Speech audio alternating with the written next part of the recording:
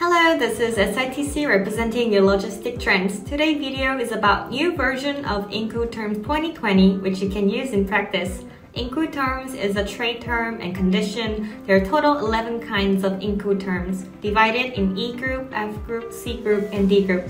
Let's start with E group. EXW stands for Ex-Works. Importer pays all the delivery costs until the delivery places and take all responsibility for the cargo delivery. Let's take an example. Exporter delivers the goods to the promised place with no damage, and then goods were damaged during the pickup process by importer nominated forwarder. Under EXW terms, then importer is responsible of damage. As you can see later in the video, some of Incoterms are only applicable by air or sea, but EXW terms are applicable in any kind of transport. From the exporter point of view, if the goods are delivered to the promised place, they will be released from all obligation. So it is also referred as seller easiest trade condition. In other words, EXW is importer's maximum obligation. Let's take a look at F group. There are FCA, FAS, FOB in F group. FCA stands for Free Carrier at Promised Place. Free carrier means when exporter delivers the goods to the carrier or forwarder, an exporter is free from risk and cost. In practice, under FCA condition, exporter use their own truck or sometimes request to forwarder to pick up their goods to CY or CFS.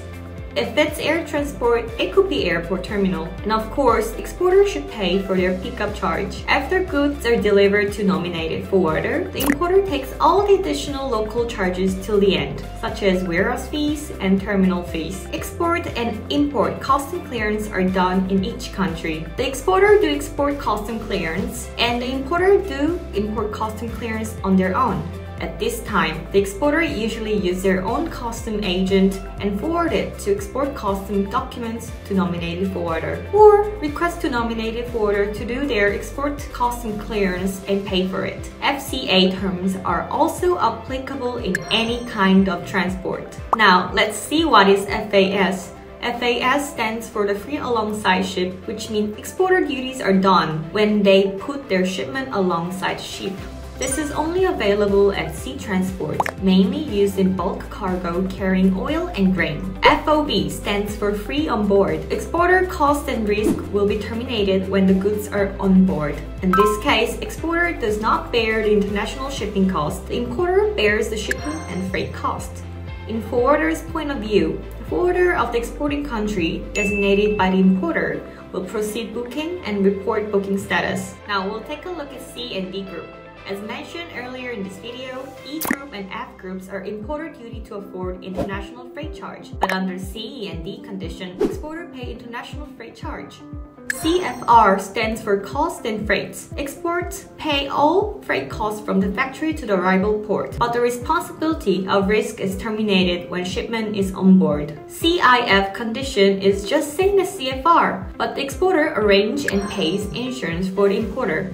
Cpt Condition is an abbreviation for carriage paid to, which means that the exporter pays and delivers the freight, but the obligation of risk is already terminated when the goods are delivered to the forwarder. However, the exporter pays the overseas shipping cost. Since there are some vulnerability of these CPT conditions, the CIP has emerged. Under CPT condition, the risk ends when the exporter delivers the goods to the forwarder. But if the exporter forwarder damaged the goods while transporting, then the importer might be feeling unfair, having to pay for damage. So, the complementary concept is that the exporter provides additional insurance for those importers. That's why the word insurance is added. We call it CIP, meaning carriage and insurance paid to. Now let's look at the last group, Group D. DAP is an abbreviation for delivered at place. In other words, this trade term is called door-to-door. It refers to the condition that the exporter delivers to the importer at the designated destination. As we will see in next condition DPU,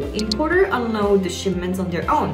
When the goods are delivered to designated location, this is where the exporter risk and costs are terminated. In practice, we can't tell which are used often, but usually in DAP, importer's door, the exporter is responsible for the inland trucking fee for the delivery to the door upon arrival at the port or airport of the importing country. The DPU is the same as DAP condition, except Exporter is responsible for unloading the goods from the truck. Under DAP condition, exporter delivered at the designated location and tells the importer to unload by themselves. But under this DPU condition, the exporter takes the risk and pays the expense of unloading the goods at designated location. However, DPU conditions are not much used in practice. In EXW, importer do custom clearance for export and imports on contrast. In DDP, exporter do custom clearance for both export and import. It's conditioned that exporter pay all the taxes in the importing country. It is also known as exporter's biggest obligation. In DAP, importer pay custom tax and consumption tax. But in DDP, exporter pay for both import, custom tax, and consumption tax. So we've looked at all 11 kind of Incoterms, which is the basis of the trade transaction. Those who are in manufacturing industry or the logistic use Incoterms every day. So I hope this video will help you understand. See you in the next video.